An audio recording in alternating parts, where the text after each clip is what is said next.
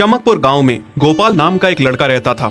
उसकी सौतेली माँ और बाप ने उसे घर से निकाल दिया था। उसकी सौतेली माँ ने सब कुछ अपने और अपने बच्चों के नाम पे कर रखा था और गोपाल को हिस्से के नाम पे 3 गायें दे रखी थीं। गोपाल पढ़ा लिखा तो बहुत था, पर नौकरी ना मिलने के कारण उसने सोच लिया था कि वो अब उन तीनों गायें की खूब देख रेख करके उनसे जो दूध मिलेगा उसे बेच के अपना कारोबार चलाएगा।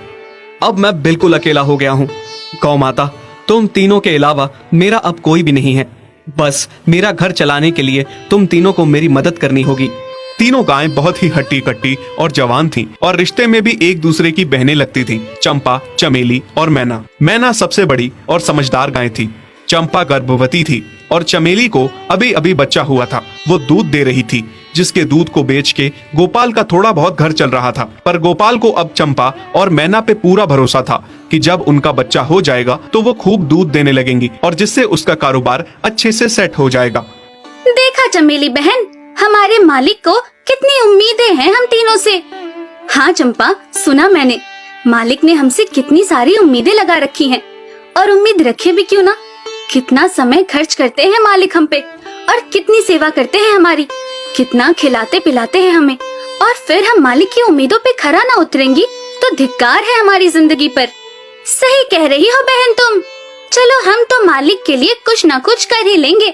तुमने बच्चा दे दिया है, दूध भी दे रही हो, मैं भी गर्भवती हूँ। थोड़े दिनों में मैं भी बच्चे को जन्म दे दूंगी, फिर दूध भी देने लगूंगी। लेकिन इस मैना दीदी को देखो, हम दोनों से बड़ी हैं, एक बार भी बच्चा ना दे पाई आज तक। क्या इसका फर्ज नहीं बनता मालिक के लिए कुछ? ये तो बड़ी हैं, हमसे ज्यादा इसको मालिक के लिए करना चाहिए था, लेकिन हम छोटी होकर इतना सोच रहे हैं। तुम दोनों ऐसा क्यों कह रही हो? क्या गलत कह रहे हैं हम? सही तो कह रहे हैं। कितने सालों से बांझ पड़ी हो तुम। ऐसा कैसे कह सकती हो तुम? बच्चा देना ना देना मेरे हाथ में थोड़े ना है। मैं भी तो माँ बनना चाहती हूँ ना। मैं भी चाहती हूँ कि दूध दूँ और मालिक को मेरे दूध से कुछ फायदा हो। अरे तुम क्या बच्चा दोगी जो इतने सालों से नहीं दे पाई? तुम ये ख्वाब लेना बंद करो कि तुम बच्चा दोगी और तुम्हारे दूध से मालिक को कोई फायदा होगा। दोनों छोटी बहनें बड़ी बहन मैना की बेबसी का मजाक उड़ाती हैं और उस पे हंसती हैं। इस बात से मैना बहुत दुखी होती है और रोती है कि उसी की बहनें उसको दिलासा देने की बजाय उसे ताने मार रही हैं, उसका मजाक उड़ा रही हैं। फिर एक दिन गोपाल का पड़ोसी उससे कहता है, अरे गोपाल, तुम्हारी 2 गायें तो ठीक है, एक गाय का क्या है? उससे तुम्हें कोई फायदा नहीं है, बेच क्यों नहीं देते उसे? अरे नहीं नहीं भाई साहब, बेचना क्यों उसे? अभी बच्चा नहीं दे रही तो क्या पता कल वो बच्चा दे दे। कोई भी काम जल्दबाजी में नहीं करना चाहिए। अरे नहीं गोपाल, मेरे कहने का ये मतलब था कि तुम्हें अपना कारोबार जल्द खड़ा करने की जरूरत है, क्योंकि तुम्हारे घर वालों ने तुम्हारे साथ जो कुछ भी किया वो बहुत गलत था। अब तुम्हें जो भी करना है अकेले ही करना है। आगे शादी भी तो करनी है तुम्हें, उसके लिए भी खूब पैसा कमाना पड़ेगा। जब तुम्हारी सारी गायें दूध देंगी तभी तो कारोबार अच्छा चलेगा ना। हाँ, बात तो तुम सही कह रहे हो भाई।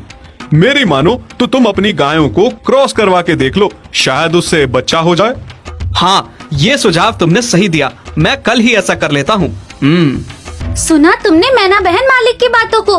कितना परेशान है मालिक तुम्हारी वजह से, पर तुम्हें तो कोई बात कह ही नहीं सकते। झट से बुरा जो मान जाती हो तुम।